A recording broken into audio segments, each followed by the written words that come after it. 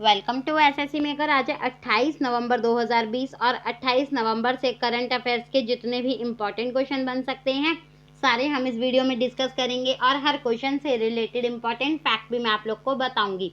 तो पूरा वीडियो बहुत ध्यान से देखिए। लास्ट में मैं एक क्वेश्चन भी पूछूंगी जिसका आंसर आप लोग को कॉमेंट बॉक्स में लिखना है। आई होप सभी करेक्ट आंसर लिखेंगे। चलिए स्टार्ट करते हैं आज के फर्स्ट क्वेश्चन के साथ। फर्स्ट क्वेश्चन की अगर हम लोग बात करें तो फर्स्ट क्वेश्चन क्या कहता है।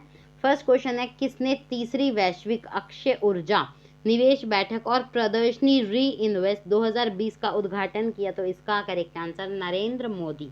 जी हाँ, अगर हम लोग बात करें प्रधानमंत्री नरेंद्र मोदी ने तीसरी वैश्विक अक्षय ऊर्जा निवेश बैठक और प्रदर्शनी री इन्वेस्ट 2020 का उद्घाटन किया।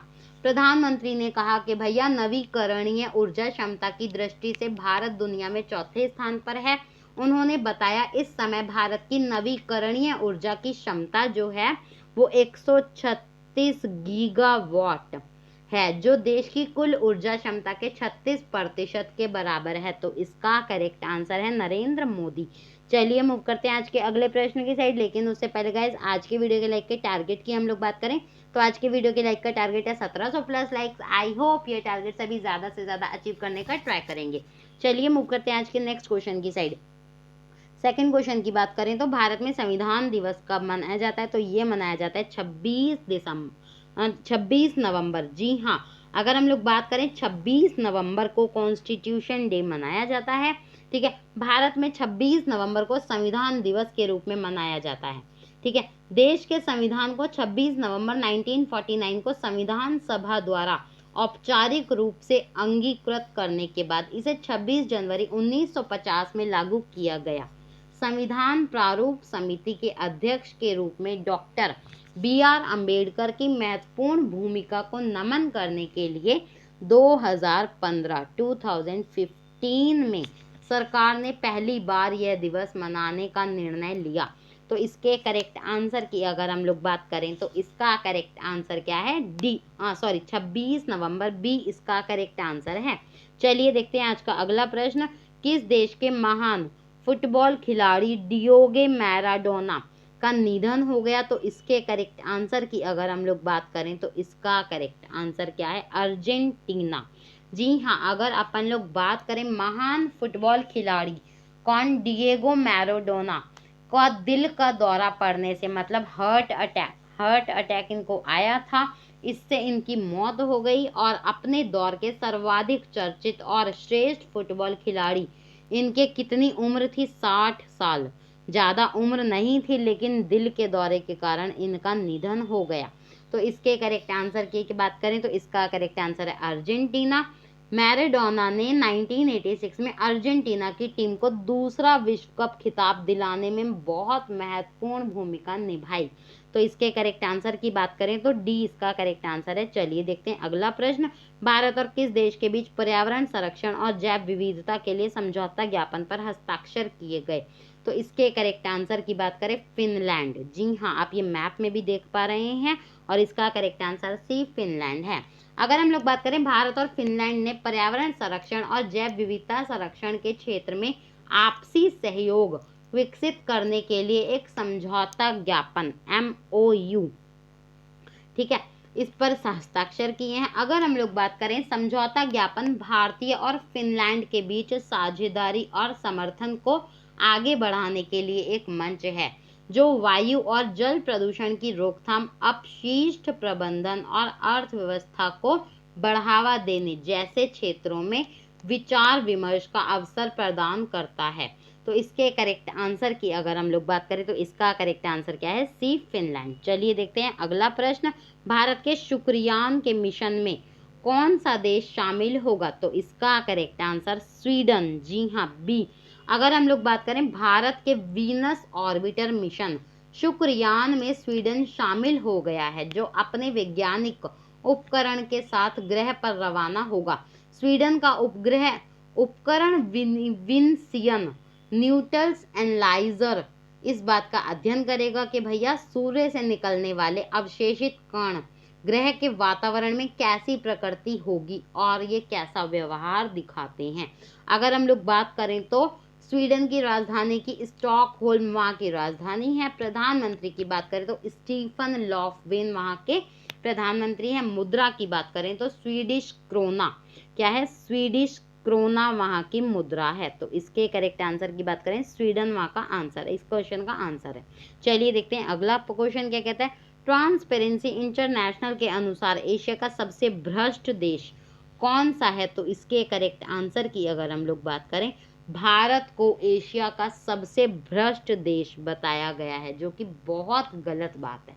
अगर हम लोग बात करें, वहीं कंबोडिया सेकंड नंबर पर आया है। सेकंड नंबर पर कौन सा देश आया है? कंबोडिया आया है। थर्ड नंबर की बात करें तो थर्ड नंबर पर इंडोनेशिया आया है। ठीक है, एशिया के सबसे ईमानदार देशों में मालदीव और जापान संयुक्त रूप से पहले नंबर पर है, मतलब ज्वाइंट नंबर पर है, दोनों मिला है, दोनों को नंबर मिला है 1 नंबर, मालदीव और जापान में ईमानदारी में पूरे एशिया में। ठीक है, 2019 में भ्रष्टाचार के मामले में भारत दुनिया के 198 देशों में 80वें पायदान पर था, और 2020 में बात करें तो सबसे ज्यादा भ्रष्ट देश कौन सा है? भारत है, पूरे एशिया का। तो इसके करेक्ट आंसर की अगर हम लोग बात करें, भारत इसका करेक्ट आंसर है। चलिए मूव करते हैं अगले प्रश्न की साइड। सूचना प्रौद्योगिकी जगत के पिता के नाम से प्रसिद्ध किनका निधन हो गया? तो इसके करेक्ट आंसर की बात करें, फकीर चंद कोहली। जी हाँ, अगर हम लोग बात करें, भारतीय सूचना प्रौद्योगिकी जगत के पिता माने जाने वाले टाटा कंसल्टेंसी सर्विसेज के पहले मुख्य कार्यकारी अध्यक्ष फकीर चंद कोहली का गुरुवार को निधन हो गया। उनकी उम्र की बात करें तो 96 वर्ष जिनकी उम्र थी।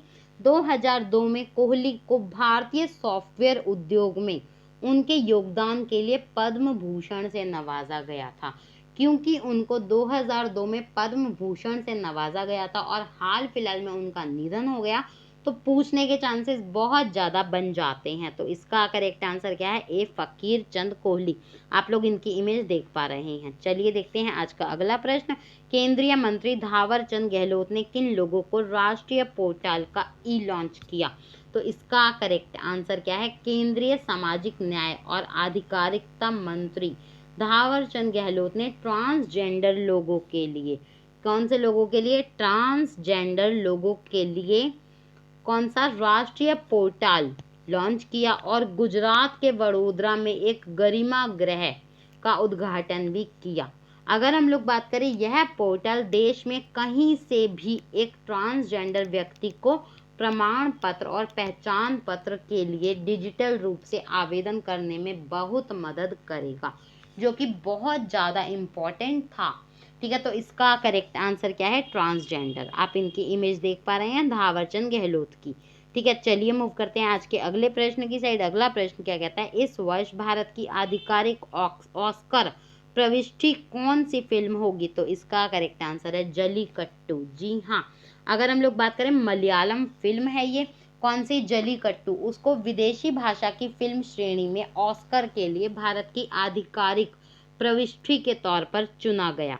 ठीक है, अगर हम लोग बात करें, लियो जोस द्वारा निर्देशित ये मूवी है, मलयालम फिल्म है। जलीकट्टू एक बैल के इर्द गिर्द घूमती है, और 93 अकेडमी अवार्ड्स 25 अप्रैल 2021 को आयोजित किए जाएंगे। तो इसका करेक्ट आंसर क्या है? जलीकट्टू इसका करेक्ट आंसर है।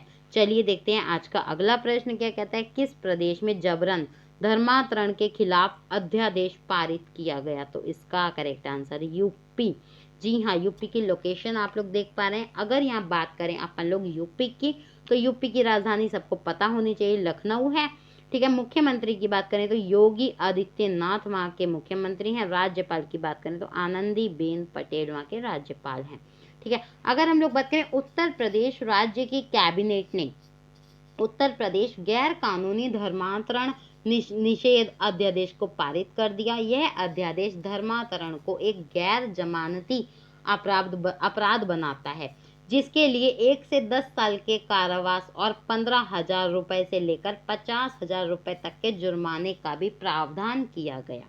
ठीक है, यह अध्यादेश धर्मांतरण के लिए हुए विवाह को भी निरर्थक और अमान्य घोषित कर देगा। तो इसका करेक्ट आंसर है उत्तर प्रदेश।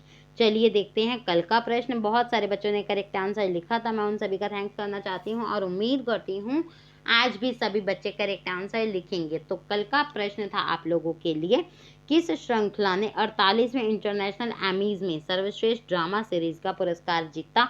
दिल्ली क्राइम इसका करेक्ट आंसर है। बहुत सारे बच्चों ने करेक्ट आंसर लिखा था, मैं उन सभी का थैंक्स करती हूँ अगेन से। चलिए देखते हैं आज का क्वेश्चन क्या कहता है। आज के क्वेश्चन की बात करें तो हाल ही में बोलीविया में कौन सा जानलेवा वायरस ने दस्तक दी?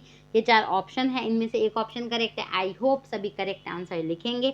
और हाँ, आज के वीडियो के लाइक का टारगेट बिल्कुल मत भूलिएगा। वीडियो के लाइक का टारगेट है 1700 प्लस लाइक्स। आई होप ये टारगेट सभी ज़्यादा से ज़्यादा अचीव करने का ट्राई करेंगे, ठीक है। अगर आप लोगों ने वीडियो को शेयर नहीं किया तो फटाफट से अपने सभी दोस्तों में वीडियो को शेयर करें, जिससे सभी बच्चे वीडियो का लाभ उठा पाएं। और अगर आप चैनल पर नए हैं तो फटाफट से चैनल को सब्सक्राइब करें, उसके बगल में बेल आइकॉन को भी प्रेस करें, जिससे सारे नोटिफिकेशन टाइम टू टाइम पर मिलते जाएं। आज के लिए इतना ही। Thanks for watching this video. Have a good day. Bye bye. Take care.